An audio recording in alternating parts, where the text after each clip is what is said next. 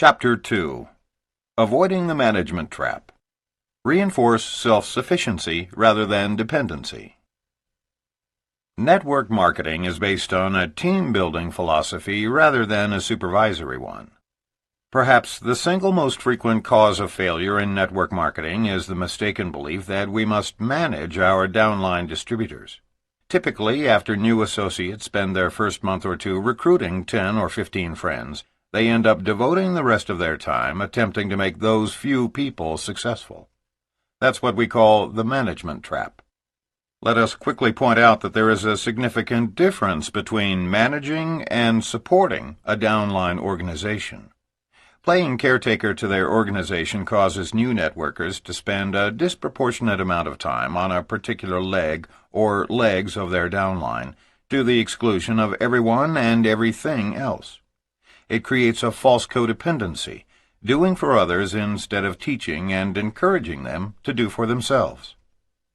The management trap creates two serious problems for a business builder. First, it produces weak and lethargic distributors because someone else is doing their work for them. Second, while managing others, that networker loses valuable time that could be more wisely invested in prospecting and recruiting new frontline distributors. And remember, new blood is the lifeblood of any organization. Continually sponsoring new associates adds vitality to an entire business. If you stop recruiting before you are earning enough to live comfortably, then you lose valuable ground. And worse, since our business is a business of leading by example, your leaders will emulate you so that everyone ends up managing and no one is prospecting or recruiting. Supporting an organization, on the other hand, is part of the team approach inherent in network marketing.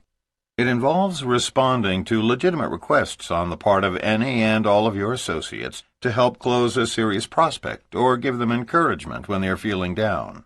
In this chapter, we intend to describe the difference between creating dependency in your organization and reinforcing self-sufficiency. It is critical that novice network marketers recognize the difference between productive activity and ineffectual time-wasting practices. Sponsoring family members and building for them.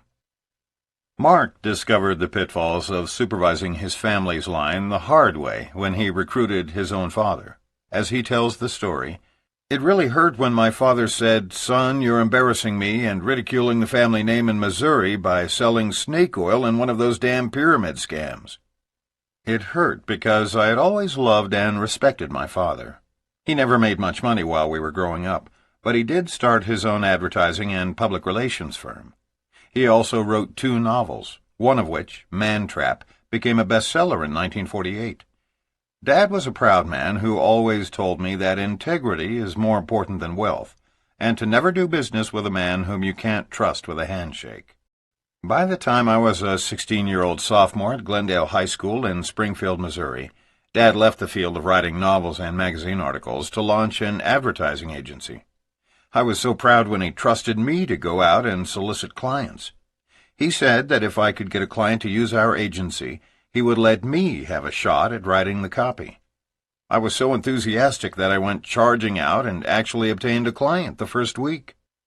The guy's name was Jerry Vaughn, and he was preparing to launch a new pet store in a little shopping center near our home. Somehow, probably on sheer guts and enthusiasm, I convinced him to give me a chance. I went back to Dad's office, scarcely able to contain myself, and broke the good news to him. I don't remember Dad ever really getting too excited about any of my accomplishments, but I could tell he was pleased. For the next several years, I wrote copy and created ads for clients whom I picked up along the way. Some of my ad campaigns were quite well received, while others were not so successful. But through all the years, Dad supported and encouraged me. That is, until 6 months before my graduation. I didn't realize it at the time, but Dad really wanted out of the stress. Apparently, in my ignorance, I failed to see his hope that following college graduation, an event, by the way, that never occurred, I would be interested in becoming his partner, perhaps even one day taking over the entire ad agency. I had other plans. In hindsight, I suppose my pronouncement at our 1971 family reunion that I intended to enter a seminary and ultimately become a minister really caused him pain. I later found out from Mom that he saw it as a real slap in the face after all the years of working together. But that's life. I was to become a minister several years later, after a series of sales jobs. Just about the time my father was accepting my ministry and actually beginning to tell our friends with pride how his son's church was growing, I told him something that would result in our not speaking for nearly a year. I told him on the telephone that I had become a distributor in a new company in the field of network marketing. I'll never forget the uncomfortable 2-minute silence that occurred when I asked, "Dad, can I send you some shampoo and conditioner? I know you're going to love them." Silence. After a couple of minutes that felt like an hour each, I broke the uncomfortable silence by asking him to which address he wished me to mail the shampoo. That's when it hit the proverbial fan. "What the hell, son? You go to seminary, become a minister, now you're quitting that too? You're a quitter. And how could you disgrace the family name by getting into a pyramid?" He abruptly hung up. Naturally, I was miserable with rejection. That all changed, however, when I received an apology call a year later. Dad had heard from my sister that I'd built a sizable downline and was earning more each month than he was earning in a year. He called and congratulated me for my success. Then he came clean about his health. The stress was causing him heart problems, and in addition to apologizing for judging me so harshly, he also intimated that maybe I could help him get out of the rat race of public relations. That was all I needed. The next week I was on a plane to Missouri to sign up my father and get him out of traditional business. I was very excited about the prospect of helping my dad change his life. And the reason I explained our backgrounds here in such detail is to help you understand my reason for wanting so desperately to help him. You see, this was my first experience with the formidable management trap, that is, the supervision of one's downline. Before pointing out my mistakes, I want the reader to fully understand the situation, and I want to do everything possible to help you avoid this devastating trap, because it is very counterproductive and most often leads to failure. Our parents, siblings, and closest friends are usually the ones who lure us into the management trap. I spent 4 months in Springfield, Missouri, helping my father build his organization. The problem was that all Dad's people looked to me for leadership because I was doing everything for him. Not only that, but the rest of my entire group was suffering because I wasn't available to respond to their questions. Those 4 months that I dedicated to managing my father and his entire group were the most counterproductive of my entire career in networking. The only real value to come out of it was that I learned about the devastation of playing nursemaid to one leg of my downline, and began immediately to incorporate it into our training sessions in order to keep others from making the same mistake. When I left Springfield, everything I had built began to crumble immediately. The new people on my father's front line regarded me as their mentor, and when I no longer had time to support them as effectively as I had while living in Springfield, several became despondent and quit in the first month. Dad was frustrated because he had no idea how to lead his people, and they didn't look to him for leadership anyway. I created a cripple of my own father because, for all practical purposes, I became the director of an adult daycare center. But here's the real tragedy. Dad had the ability to succeed dramatically in network marketing. He had great communication skills, loved working with people, and had the overall competence in business that would have allowed him to build and run a quite successful organization worldwide. But I ruined it for him. You see, I loved him so much and was so committed to his success that I inadvertently created a weak person out of a strong one. My father's gone now. He passed away last year. And sometimes while sitting in the solitude of my study thinking of Dad, I secretly wish an angel would appear and wave a magic wand, leaving behind a tiny golden plaque above his ashes which reads, "Here lies a great man, Dwayne Yarnell, who could have been greater had his son not loved him too much." But because I didn't know then what I know now, I feel no real guilt. Dad and I had a great friendship to the very end. Next, I headed straight to Orlando, where my sister Melissa was a very successful executive analyst for the Tupperware Company.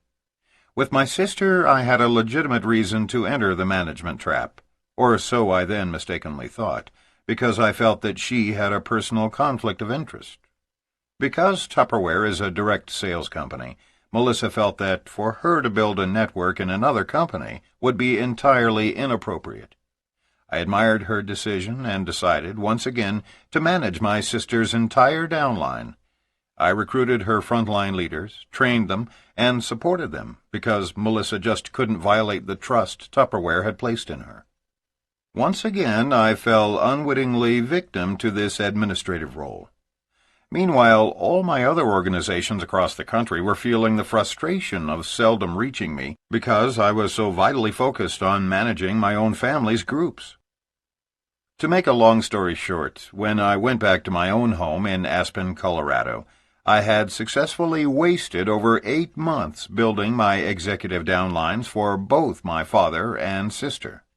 Within a year, both relatives had quit, and virtually everyone in both of their organizations had either quit or become wholesale buyers of the product. I had wasted so much time, and worse, by loving them too much, had unwittingly stripped them of their leadership roles. Fortunately, Dad had managed to recruit a couple of my old high school and college buddies, Gary Turner and Jim Grundy. Over the years they did quite well, but in the end both opted to pursue other avenues, and today we earn not one penny from the efforts of extensively working with relatives. Taking on the position of caretaker to my group served to lower my income, spoil both my father's and sister's chances to succeed, and throw me off track for nearly a year. The truth is, I should have spent only 1 week in each city training Dad and Melissa.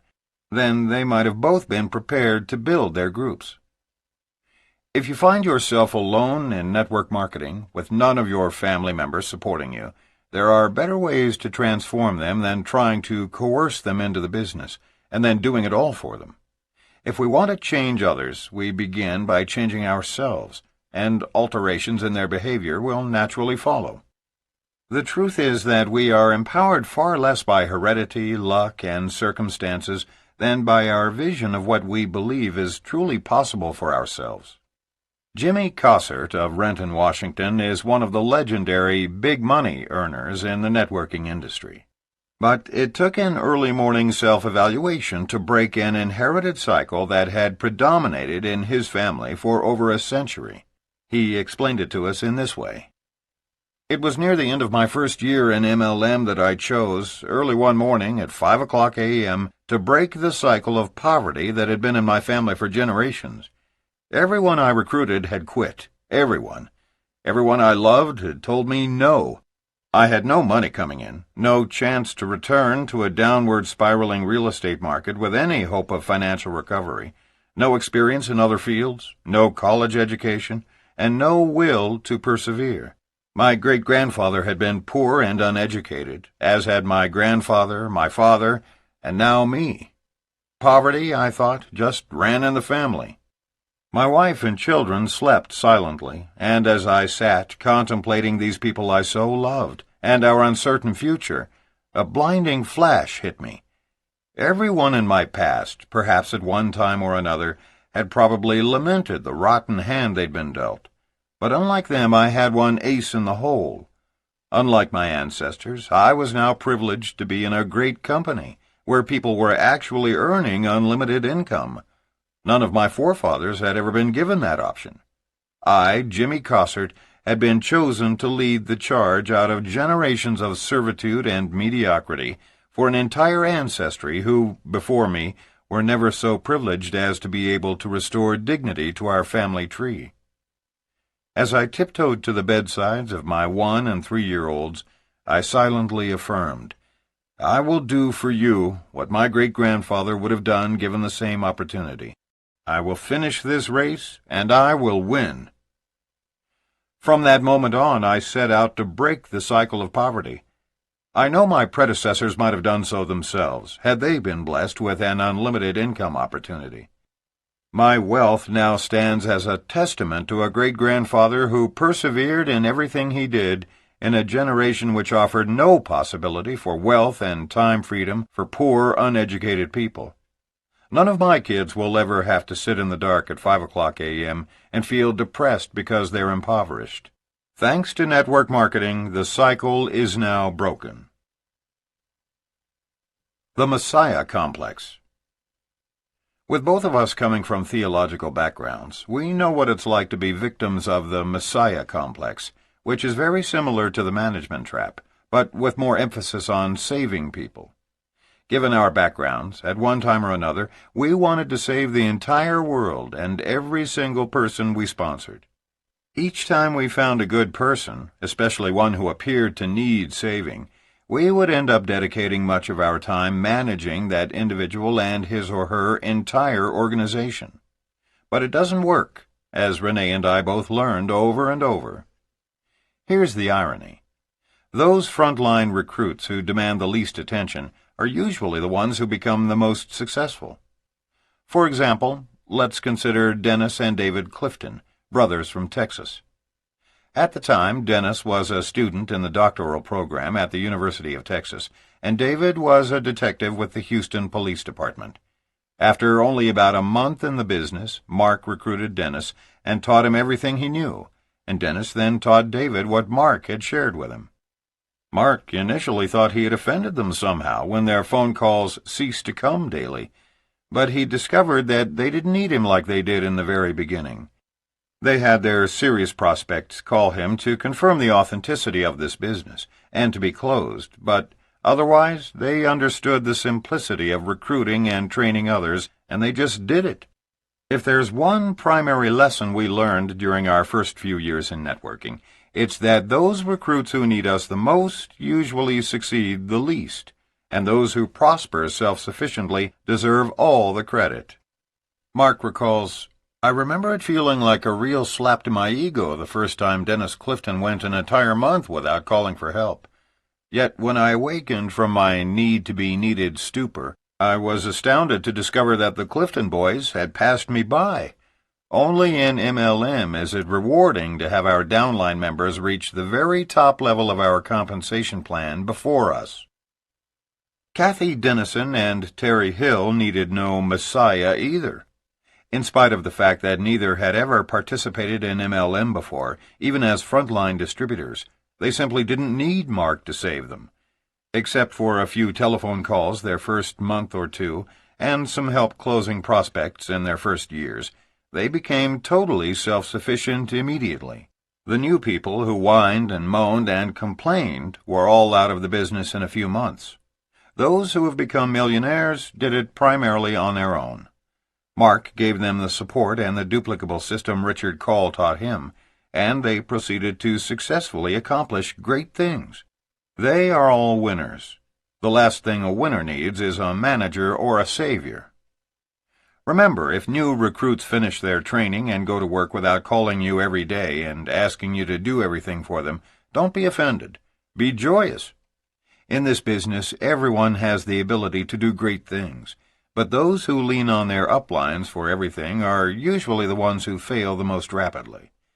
What makes our industry so much grander than traditional employment opportunities is the fact that we are compensated for our productivity.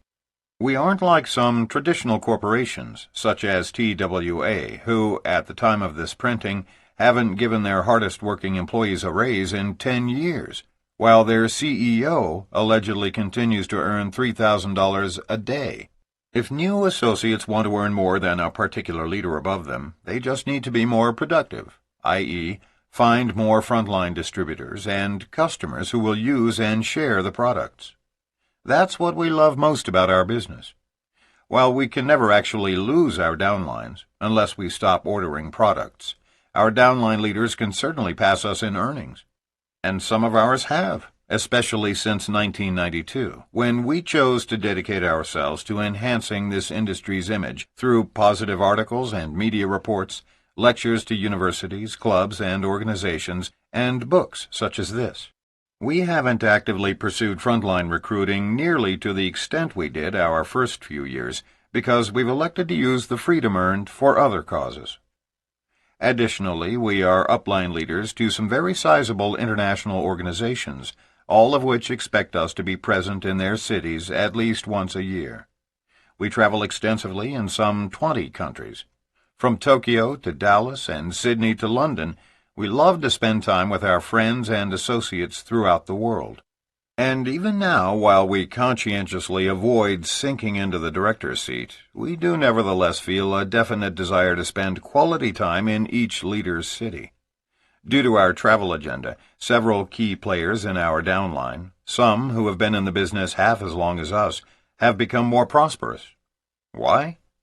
Because they kept on frontline recruiting. That's the primary way to increase income. Yet we still have a significant number of people who deserve to earn more but don't because they are bogged down in the management trap or caught up in the Messiah complex.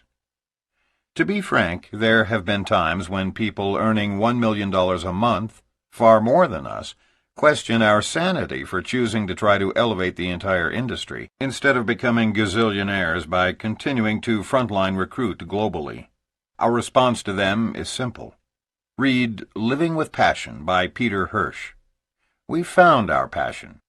We are irrevocably convinced that network marketing is the very best high-integrity economic system for global solutions to some very pressing problems in such places as third-world countries. And lest you not understand what we mean by pressing problems, we'll give you just one example. It has now been estimated that by the year 2000, some 40 million people worldwide will have died of AIDS, leaving behind some 5 million orphans, 90% of whom live in Africa and other third-world countries. As of this printing, not one agency has yet been created to deal with this problem. There are so many enormous global problems just waiting for us out there. Many network marketers earning millions each year have joined us in projects to make the world a better place. There are indeed things more pressing than becoming excessively wealthy, and we in MLM have the money and time freedom to make a difference. We aren't alone in being plagued with the Messiah complex. Joe Tonita is one idealistic network marketer who, like many, shares this phenomenon.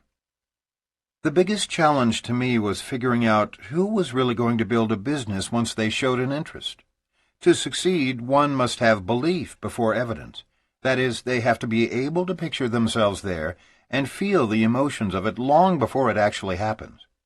I didn't understand that initially, so I simply worked and managed others who were unable to see the end results, and then became quite frustrated when they quit. I wanted everyone to succeed, so I tended to spend too much energy and time helping in whatever manner I could. As a result, I found myself drained of energy and taking their failures personally. I overcame these challenges by learning how to facilitate visionary goal setting, but I'm still very selective about those with whom I choose to work. I realize that my success will be directly related to what I think about the most and where I direct my energy. It's unnecessary to fall into a management mode when what we truly need to do as a leader is provide a duplicable strategy for our new associates, then allow them to create their own success. Joe and Rick Tonita are networkers who are among the top sales leaders in their company in Canada, having now been nearly 20 years with only one company. It is our hope that many more network marketers will be able to say that with pride over the next 20 years. When you find yourself frustrated because your associates are not successful, teach them how to visualize the end result and direct most of your energy toward those who do. Just recruit a few and drive their lines deep. One common misconception in the network marketing industry has led people down into the administration pit. Certain leaders contend that the key to success in our industry is finding 4 or 5 good people, then driving their groups by focusing exclusively on supporting them until they are wealthy, then finding 5 more and doing the same thing. That is the absolute antithesis of what is required to succeed in our profession. The 3 magic words are, go wide fast, Recruit as many frontline distributors each month as you can until you are earning at least $10,000 a month consistently. Then you can relax a bit until you feel refreshed, only to run right back out there into the frontline recruiting trenches. Unfortunately, some well-meaning authors and leaders have done a horrible disservice to our profession by misleading new distributors into believing that success in our industry requires less effort than it really does. People who teach this philosophy do so innocently, because that's what they've been taught through their upline leaders, who learned to do this through books and tapes. The first 90 days of warm market prospecting are much more personal and support-intensive, since new distributors are focused on their friends and families. We will discuss this more in later chapters. But the truth is that you cannot hope to achieve a tremendous income, like those huge figures the legends in our industry earn, unless you play it as a numbers game, especially once you enter the cold market. Ron Wiggins, who left the shoe business after 11 years to join network marketing at the age of 27, said one of the most important things he learned in his first year is that success defies all logic, so quit trying to figure it out. Just do the numbers, and when prospecting large numbers of people, don't try to tell them everything you know. It's a matter of raising their curiosity, not satisfying it. He goes on, I was doing so much of the wrong, eventually it just started to add up. From all the mistakes I made, I learned and now teach from experience to eliminate logic in your own mind and simply do what's been done by the experts and authorities of the industry, who have already made all the mistakes themselves. You've got to get rid of any personal perceptions you may have and try to accept from the beginning that it's going to be a lot of hard work on a very consistent basis. After a year of hard work, Ron had matched his previous income. Shortly thereafter, his wife, Chris, also left her job, and together, working full-time, they have become one of the top network distributor teams in Dallas. It took Ron and Chris 4.5 years to reach the very pinnacle of their company's compensation plan. Today, they earn a 5-figure monthly income. They have utilized their experience to become experts at training and have learned to keep it simple so that their system can be easily duplicated. If network marketers were truly doing the numbers that it takes to succeed, no one would have time to fall into the entrapment of administration. Human nature looks for the line of least resistance, and, clearly, it is much easier to work with existing distributors than it is to face the daily rejection that occurs when recruiting new people. Because this is a business of duplication, your people will do what you do. If you manage your downline, so will they. If you spend most of your time prospecting and recruiting, so will they. The secret is not managing your organization. Rather, it's finding leaders who will, in turn, find other leaders. Generally, leaders must be found. They cannot be created. But many people have untapped leadership skills that do not manifest themselves until the timing is right. In order to find those leaders, you must keep prospecting and recruiting, realizing that new blood is the lifeblood of any network marketing organization. Recruiting is the only viable way to offset the inevitability of attrition. This is a numbers game that inevitably becomes a people business once distributors are sponsored into the business, often forging lifetime bonds. It would indeed be wonderful if we could all skip to the bank each month with checks for $10,000 after merely working with a handful of frontline leaders. It is human nature to want to believe that there is an easy way to achieve this goal. We warn you against leaders and authors who grossly and unfairly mislead people by projecting concepts that feel easy and effortless to everybody, yet don't work. Don't be taken in by those who teach management as a philosophy of success, because it is indeed the very cause of as much as 50% of the failures in our industry. Here's the scenario. A new associate is exposed unwittingly to this system, spends a few weeks talking 5 friends into signing up. Then the rest of his or her short career consists of attempting to drag those 5 people over the finish line. Then, the next thing you know, our network marketer is having weekly babysitting sessions in the living room of someone's home. Fortunately for Amway, Two of their biggest leaders saw the folly of this philosophy early on. Because, as leaders, they command so much respect and loyalty from their downlines, they were able to immediately replace this concept with more realistic guidelines by replacing one best-selling book from their sales tool repertoire. We truly believe that one of the several reasons that Amway has continued to grow and become a multi-billion-dollar empire, while none of their competitors have done half as well, is the absence of widespread dissemination of this management philosophy. Their distributors don't try to manage everyone. They continue to place their emphasis on showing the plan, thereby adding new frontline distributors. It is the same with our own downline. Over the years, we have promoted Power Multi-Level Marketing, our book, and All You Can Do by A.L. Williams. Consequently, our most successful leaders continue to recruit large numbers of frontline distributors and teach their people to do the same. Babysitting the downline. Before we met, one of RENE's most promising groups was in Rochester, New York.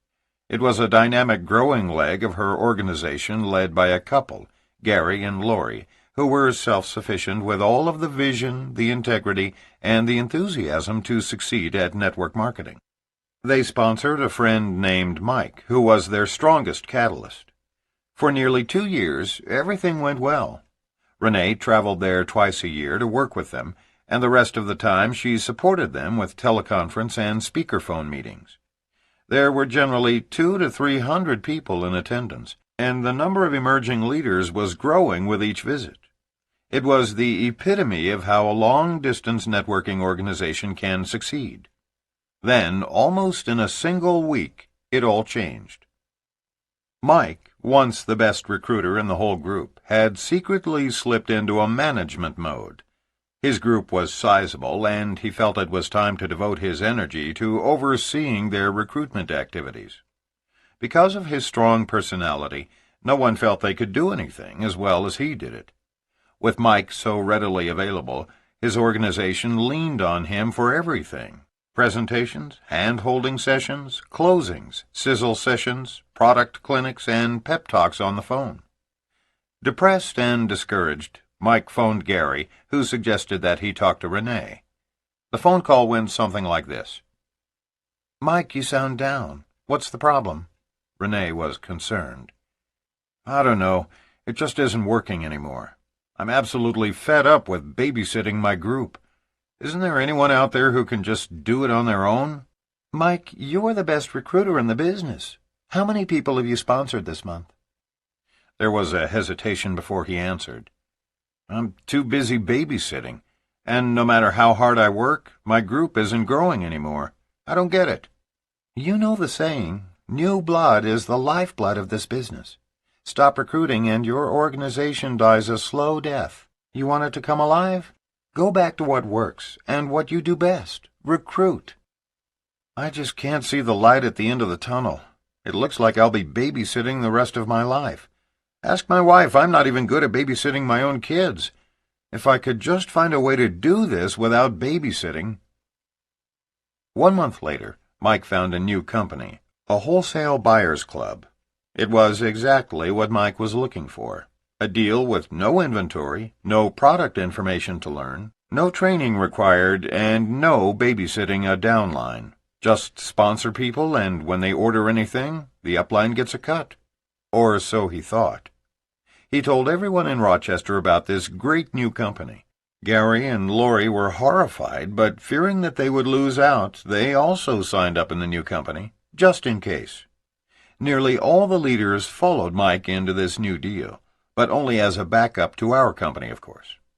Yet because of this distraction, many of Gary and Lori's downline lost focus. The last time RENE went to Rochester, Gary and Lori were out of the business, and the number of serious players had dwindled from a few hundred down to about 25. 6 months later, the Wholesale Buyers Club was out of business. When we stopped to analyze what happened, we realized it all started when Mike stopped recruiting and became discouraged with babysitting his group. This was the time to give extensive support to the Rochester group, a time for new leaders to emerge. Had Gary and Lori been able to stay focused themselves and not let Mike divert them and their entire organization, this group could have become one of our largest legs. If the clock of time could be rewound, RENE would love to have them all back. I'd built a close relationship, both upline and downline, to Gary and Lori, and I miss these friendships that were once a regular part of my life. But once an organization has fallen apart, it is far easier to give birth to new people than it is to try to revive the dead. Experience abroad. One of our most graphic examples of the management trap occurred when we opened a foreign market. We sponsored one couple, taught them everything we knew, and worked through them to build a dynasty in the new country. We developed a friendship and found that we shared many things in common, including similar life values. Prior to the official launch, we did weekly teleconference calls, which is both a legitimate and efficient way to build a new market prior to a company's opening. Through our mutual effort, and to our delight and surprise, we had more than 1,500 serious prospects attend our opening day celebration at a private location hosted by us. For us personally, it was the single largest launch of a foreign market in which we had ever participated. And yet, a year and a half later, our frontline couple's income continued to drop below their first executive check. How was this possible after such an awesome beginning?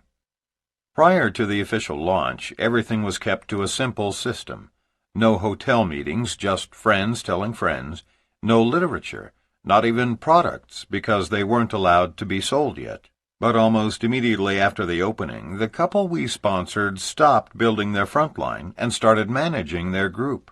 In fact, they spent the next 18 months creating sales tools and coaching those struggling on their front line to buy as much product as they needed in order to meet monthly requirements for advancement. Although we translated our own materials for their use, they were convinced that their culture required something different, so they developed a new manual to replace ours. They developed slides for hotel meetings because they believed their compatriots would respond especially well to that kind of presentation. They worked with flip chart presenters and overhead projectors, and then, of course, wound up continually updating all those materials because their downline leaders were never quite satisfied. They traveled all over the country spending money they didn't have to speak at hotel meetings being held by their downline. While serving as administrators to their organization, they had no time left for such mundane activities as frontline recruiting. This couple sponsored 31 people their first month. They sponsored an additional 19 people over the next 4 months. But both of them working full-time sponsored only 6 new distributors over the next 15 months. In other words, they sponsored 50 people the first 5 months, and then, with so much time invested in managing their organization, averaged only 1 new associate every 2.5 months thereafter. This couple was far more achievement-oriented than materialistic, and therefore they were more interested in setting records and receiving recognition than in making money. Their goal was to be the first in their country to reach the maximum recognition level in our company.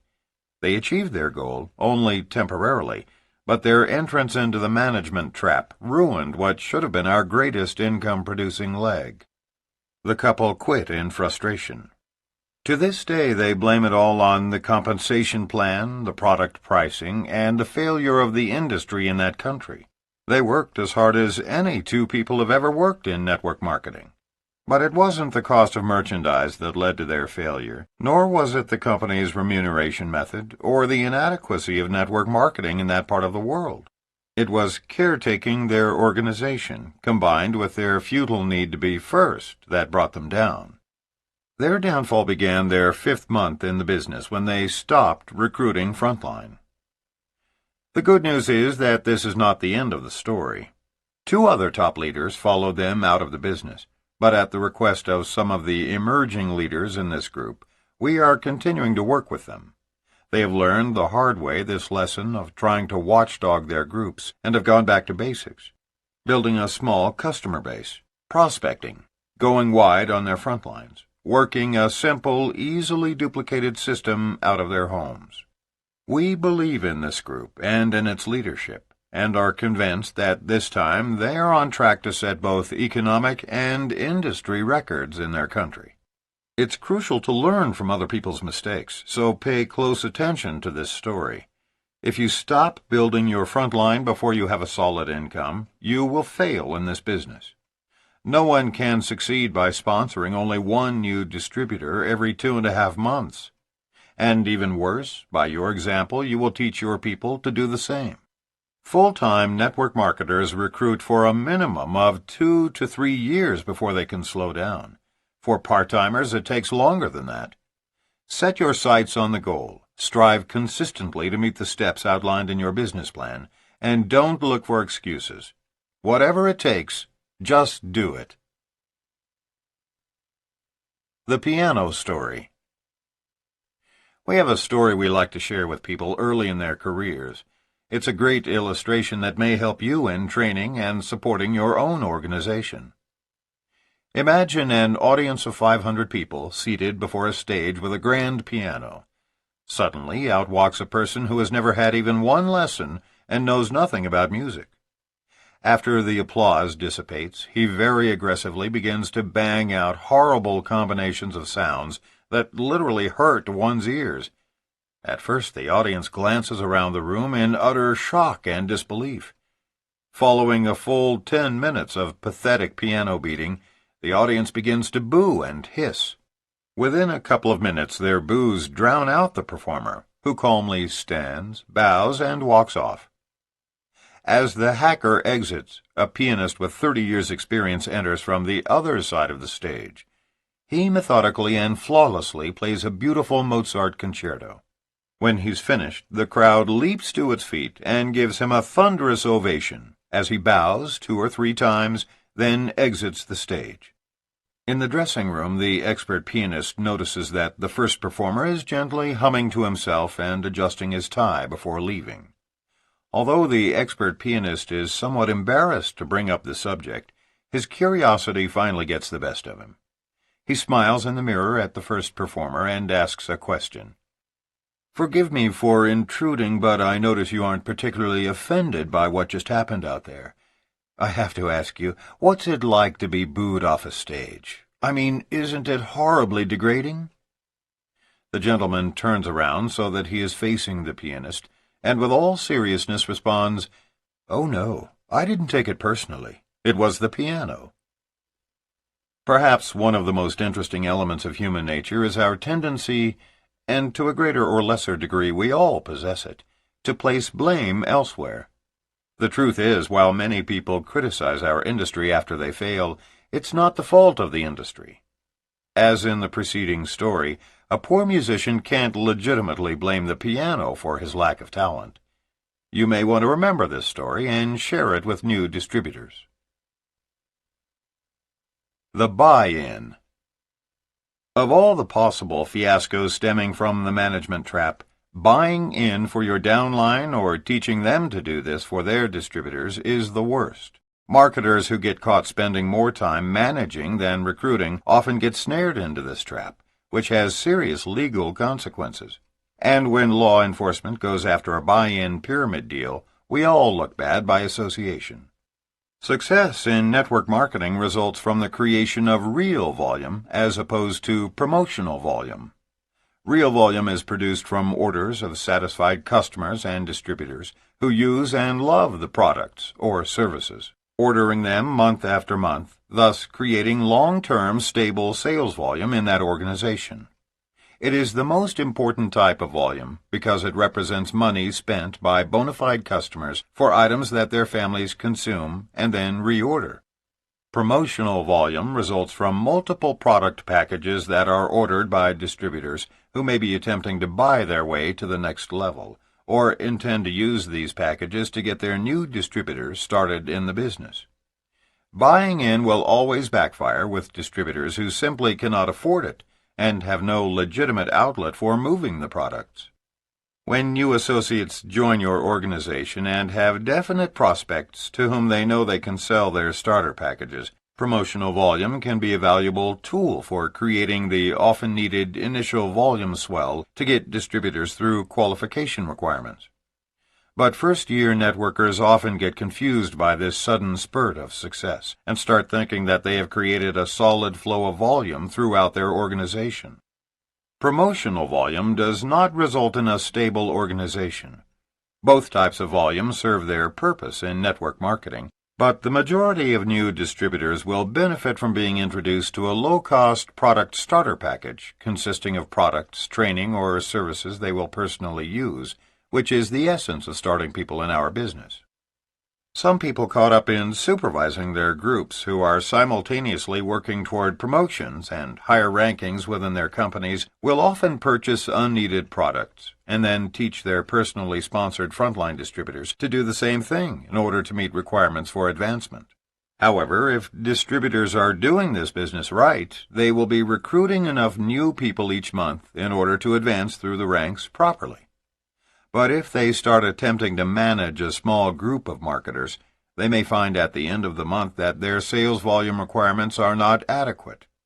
So they simply call in an order for products they don't really need or intend to sell in order to meet promotion requirements, hence the name promotional volume. Front-end loading is forbidden by state and federal regulators who believe that such activities are pyramid-like in nature. We agree. In fact, we have a term for this kind of activity: garage qualifying. We sometimes wonder how many American garages are crammed to overflowing with non-run pantyhose, 3D cameras, home insulation, videos, and other non-consumable products. If all of America's garage products were put together for one big flea market, we're sure it would stretch from Missouri to Maine. Don't ever allow yourself to be duped into believing that you can buy your way to the top of a company. You can't. And if for any reason your company's compensation plan is set up to reward those who buy in, it's just a matter of time before some Attorney General or Federal Trade Commission representative slams the regulatory cease and desist order on the company. The process of buying in never leads to long-term success. It only serves to bridge the gap between levels in a compensation plan. We do not know any distributors earning big money who bought their way to the top, but we know many who have garages full of products. Of course, if the leader is seen buying in, the troops will all do the same. In a short time, you've got a bunch of people with garages full of dust-gathering products, and then it's just a matter of time until they become disgusted and quit.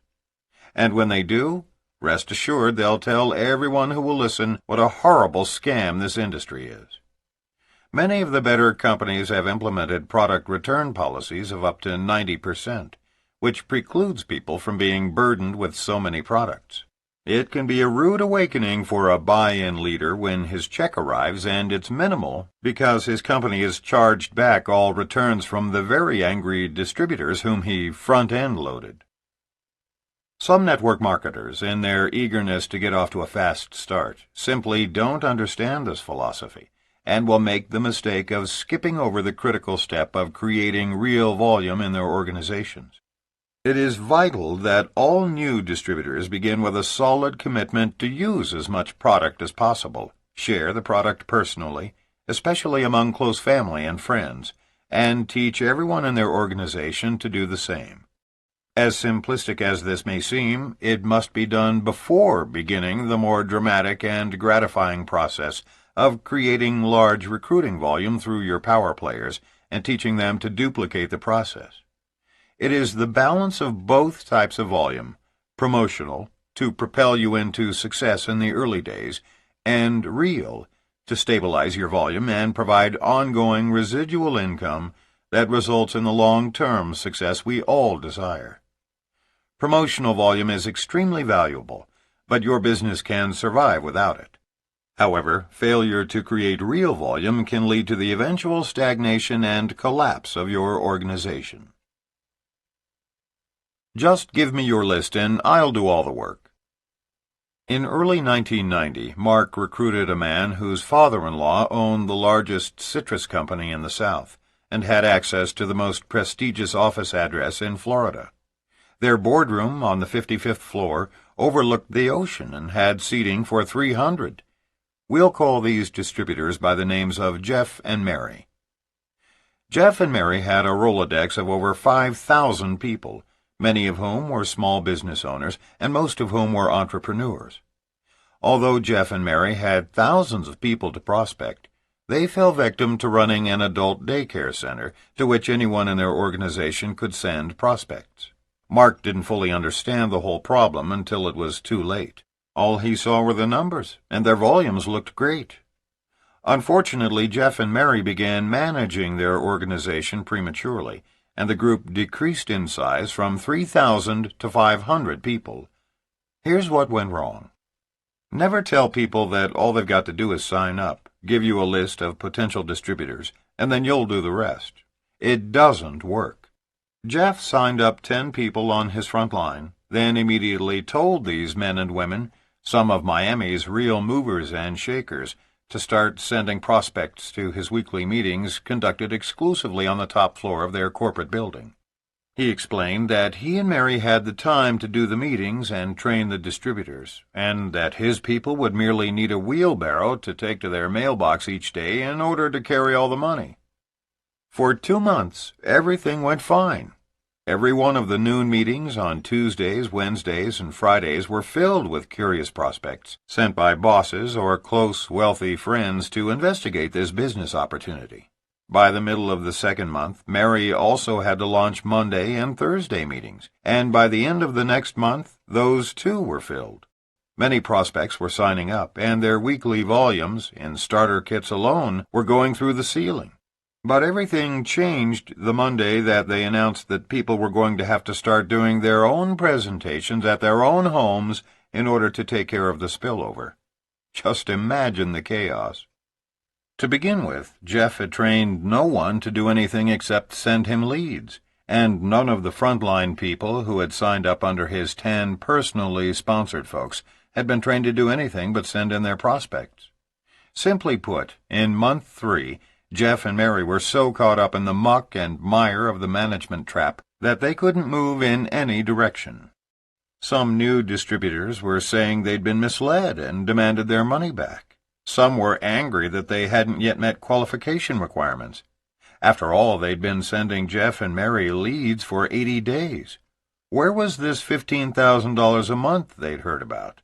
One small group revolted and went to another office complex to begin their own meetings, but no one wanted to go there or send their people because the leader wasn't as good a speaker as Jeff, and they complained that the office wasn't as attractive.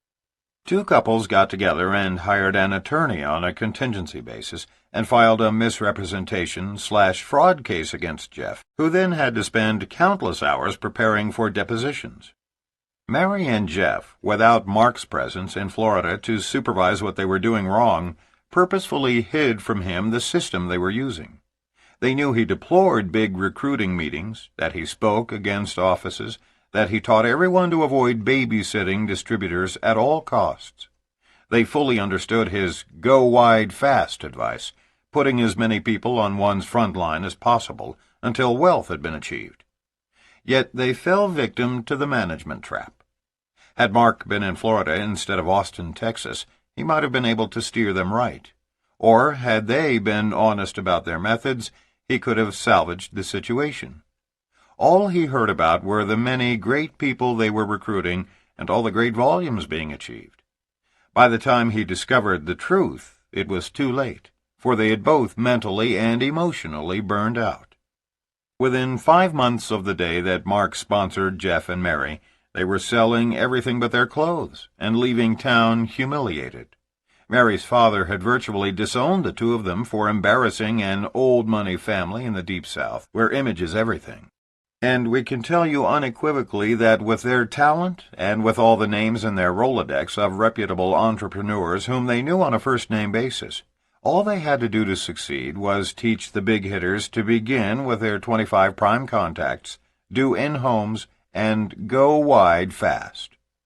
Those 3 magic words are synonymous with building your front line, not your depth, as quickly as you can. The depth takes care of itself with sufficient numbers and width. Jeff and Mary needed to do only two simple things in order to avoid their problems and ultimately become successful. First, look for close friends who were entrepreneurial types, ready for change and fed up with stress, and then show them by example the wonderful simplicity of in-home recruiting meetings. Second, do the first couple of meetings for each new distributor, then cut the cord, thus enabling their distributors to become leaders themselves. Ours is a business of leaders building their front lines and teaching their people to do the same. Those with leadership ability will seek out other top leaders to mentor them and give them help in closing serious prospects. It is in this way that genuine support is given. Rather than working your new associates list, teach your distributors how to work their own. They can come to you for support, that is, assistance in closing, after their prospects have been shown the presentation. How do you support a large group, you may ask? By teaching them 3 words. You call me. And when those calls come, be there for them. Be there to render moral support, coaching assistance, help in closing prospects. But don't do for them what they must do for themselves. They must prospect, recruit, and train their own frontline associates. Quit or take it to the moon. The truth is that success in our industry does not result from extensive management. Success comes from a person with leadership skills having the vision, enthusiasm, and willingness to recruit other frontline leaders who, in turn, use and share the products or services. Then simply teach them to duplicate the process. Larry Pepe was a new networker who experienced a series of nightmares starting up his business. His sponsor quit almost immediately. His upline executive tried to talk him out of going forward on the accelerated program. Of his first 23 distributors, 22 quit, and of his first 3 in qualification, all failed. One of his gold stars was arrested 1 month before becoming his first executive. Another turned out to be a con man who was being sued for fraud. And a heavy hitter from Australia was diagnosed with terminal cancer. All of this in the first 3 months of Larry's new network marketing business. Then came the crowning blow. The upline leader who had supported him called to say she would not be available for a while because of personal problems that she needed to resolve. Larry remembered sitting on the edge of his bed after hanging up the phone, staring blankly into space, thinking, God is testing me. This is it. I either quit or become a leader right now and take this thing to the moon. A few minutes later, his mother called and said, for the life of her, she couldn't understand why a talented young attorney with a master's degree in clinical psychology, who owned a successful business, would give all of that up to be a vitamin salesman. Larry is convinced that all of those experiences, especially being left on his own, which forced him to become a leader to his organization, were the best things that ever happened to him in business. He went to work frontline recruiting and refused to slow down until he achieved his first goal. Today, he and his upline leader work closely together, and she fondly refers to him as Hercules. And the best part, says Larry, is, my mom doesn't think of me as a vitamin salesman anymore. Thank God for small miracles. This story teaches us that we need not be managers, and demonstrates that people who have the will to succeed will succeed, regardless of the circumstances. Summary. Managing an organization is a time-wasting practice that does for others what they should be doing for themselves, thereby creating codependency. Supporting the members of your group means being there for them when they call to ask for guidance, moral support, or request that you talk to one of their serious prospects. Managing organizations for our families and friends often causes the very people we love most to fail. Practicing a management mode is counterproductive for both those being managed and those doing the managing. We are empowered far less by heredity, luck, and circumstances than by our vision of what we believe is truly possible for ourselves. Don't be offended. Be joyous when new recruits finish their training and go to work without calling you every day and asking you to do everything for them. In this business, everyone has the ability to do great things, but those who lean on their uplines for every single thing are usually the ones who fail. What makes our industry so much grander than traditional employment opportunities is the fact that we are compensated ethically and generously for our productivity. If new associates want to earn more than the leader above them, they just need to be more productive, i.e., recruit more active frontline distributors and customers than do their uplines. If you become frustrated because your associates are not successful, teach them to visualize the end result and direct most of your energy toward those who do. Because this is a business of duplication, your people will do what you do. If you manage your downline, so will they. If you spend most of your time prospecting and recruiting, so will they. Babysitting a downline is not an effective way to build a business. The key to successfully building a large, dynamic organization is to steadily continue to prospect and recruit, creating a wide front line. Don't make the mistake that results in nearly 50% of the failures in our industry, building your front line for the first few months, then stopping to manage your people. Merely overseeing the activities of your organization is not leading them, but rather misleading them into rearranging their deck chairs on the Titanic. Set your sights on the goal, consistently meet the steps outlined in your business plan, and don't make excuses. Whatever it takes, just do it. Of all the possible fiascos stemming from the administration of your organization, buying in for your downline or teaching them to do this for their distributors is the worst. Promotional volume, that is, money spent on products, samples, and multiple kits, is initially a means of helping distributors meet volume requirements for qualification.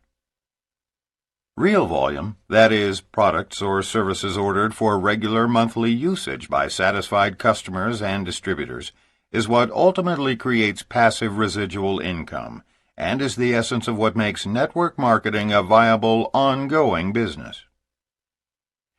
Your business can survive without promotional volume, but failure to create real volume by not acquiring legitimate customers or not using all your own products can lead to the collapse of your entire organization. Network marketing is a business of distributors building their own front lines and teaching their people to duplicate that process. If each network marketer builds his own front line, following the advice, "Go wide fast," the depth will take care of itself, and the cream will always rise to the top. Support a large organization by teaching them 3 words: "You call me." Be there for your downline to render moral support, coaching, and assistance in closing their prospects, but don't try to do for them what they must do for themselves. Success comes to people with leadership skills, a sound vision, enthusiasm, and the willingness to put forth the effort to build an organization and find others who will do the same.